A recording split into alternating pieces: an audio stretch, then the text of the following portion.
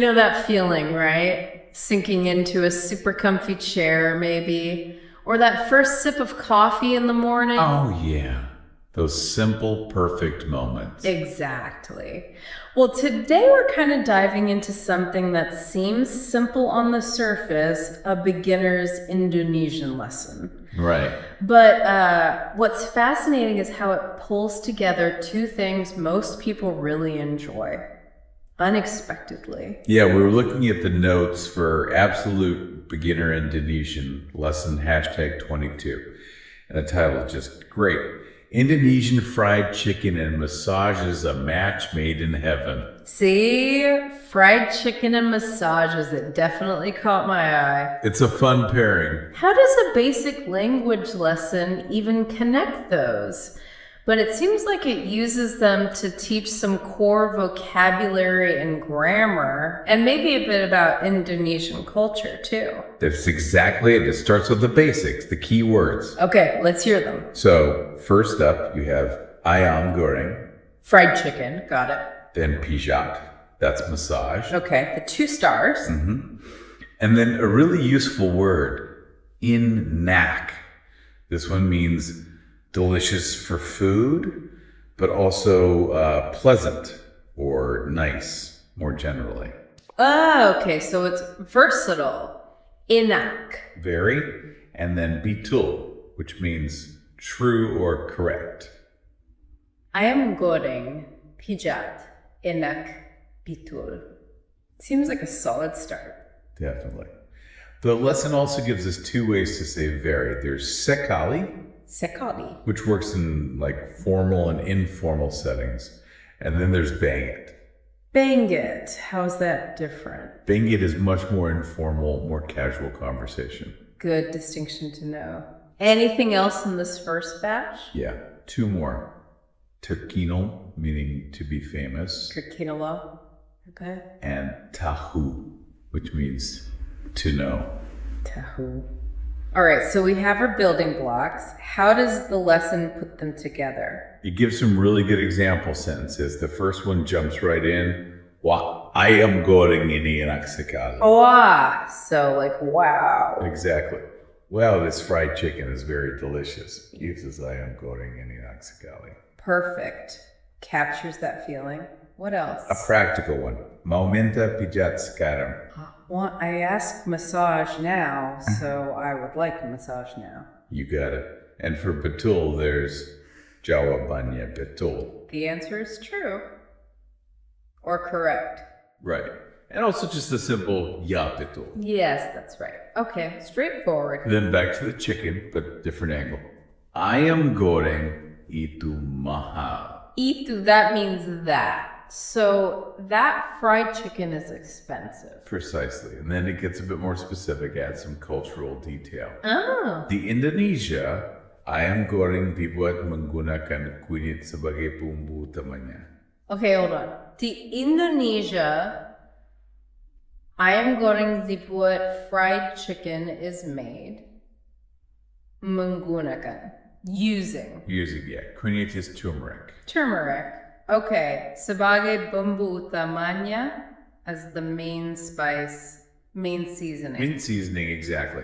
In Indonesia, fried chicken is made using turmeric as the main seasoning. Wow, okay, that's specific, turmeric. That's not always the main thing in fried chicken elsewhere. Not usually, no. It gives it that distinctive Indonesian character, that warmth and color. Interesting detail. Any more examples? Yeah. A simple agreement. Iya rasanya enak.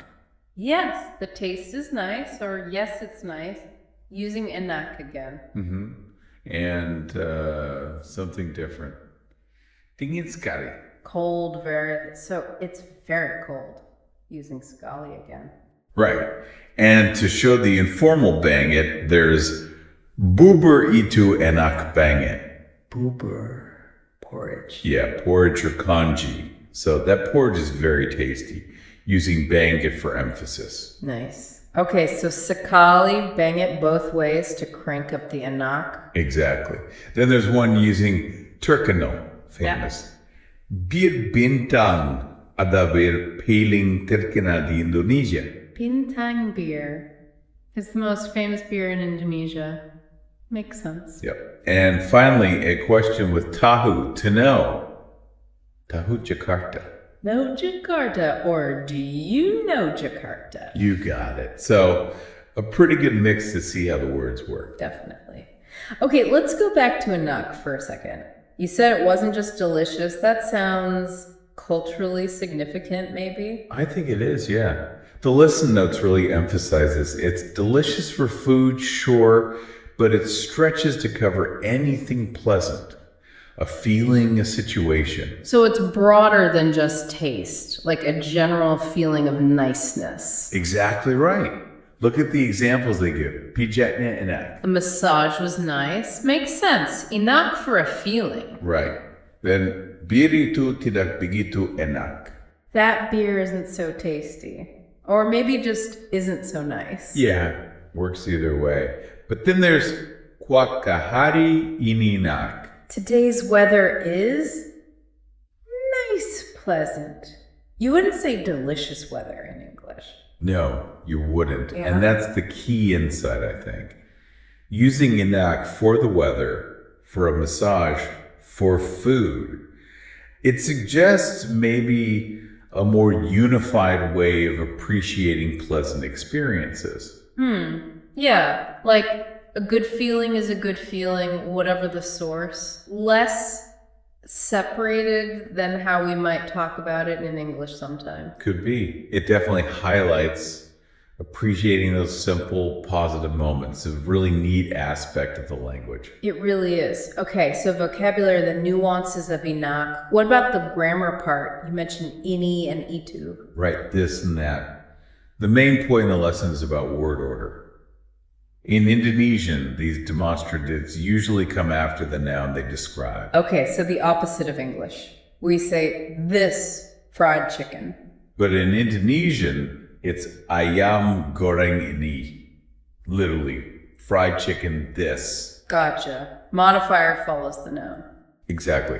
And the lesson points out that if you switch the order, the meaning changes completely. How so? Well, ayam goreng ini is this specific fried chicken.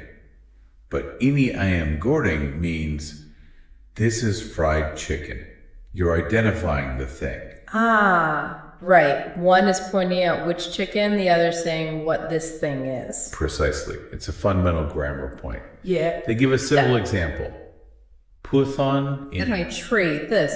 So this tree versus ini puthon. This is a tree. Okay, yeah, that makes the distinction really clear. Word order is crucial. Very much so. Okay, cool. Now, the lesson title promised fried chicken details. Did we get any more on the Indonesian style besides the turmeric? We did. There's a cultural insight section. It mentions a specific place, Ni Suharti's restaurant. Ni Suharti, like Mrs. Suharti. Yeah, exactly. Yeah. Apparently very popular for Central Javanese style fried chicken. Specifically, something called ayam goreng kalasan. Kalasan, is that a place? Yes, Kalasan Village. So it's a regional specialty. Highlighting that tells you something too, right? About the importance of regional food traditions. Absolutely. So what makes ayam goreng kalasan special? What's the technique? Well, get this. The chicken is first parboiled, sort of simmered, in coconut water with spices. Whoa, coconut water. Not just water or broth. Coconut water. It apparently makes the chicken tender and infuses all that flavor. Then, after it absorbs the liquid, it gets deep fried. Okay, that sounds amazing. Simmered in spiced coconut water, then fried. That's got to be incredibly flavorful and crispy. Sounds like it, yeah. And how do they usually serve it? The notes say it comes with lalapan. Lalapan? What's that? It's described as like Indonesian crudités. Raw veggies, cucumber, tomato, lettuce, that kind of thing. Oh, nice. A fresh contrast to the rich fried chicken. Exactly. And served with white rice, of course. Of course. Wow. So we really went from hello and thank you level vocabulary. Well, almost. Yeah, beginner stuff. To the specifics of ayam goreng kalasan and the cultural meaning packed into a word like inak. That's quite a leap from just fried chicken and massages. It really is. Yeah. It shows how even a basic language lesson isn't just about words and grammar, is it? It's a window. Totally. A window into how people describe things they enjoy, what specific foods are treasured. And how they structure their thoughts, like with the word order. Right.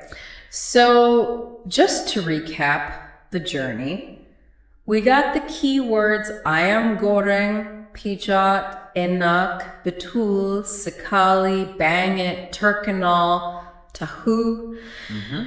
We explored how enak is this fantastic flexible word for delicious, but also just pleasant or nice across different experiences. A key takeaway for sure. We nailed down the word order thing with ini and itu noun first, then this or that. Crucial grammar point. And we got the tasty details on ayam goreng kalasan, the coconut water parboiling, the turmeric, the lalapan. It's amazing how much cultural texture is packed in there. It really is. It just makes you wonder, doesn't it? About what? Well, what other seemingly random combinations of topics might unlock surprising cultural insights if you looked at them through language? That's a great question. Like, what if a lesson combined words for, I don't know, fishing with words for family history? Exactly. Or maybe something about traditional music and terms for weather patterns. You never know what connections language might reveal about how a culture sees the world. Makes you want to pick up another language lesson, doesn't it? Something to think about. Thank you for watching this video. Hopefully useful. Don't forget to like and subscribe.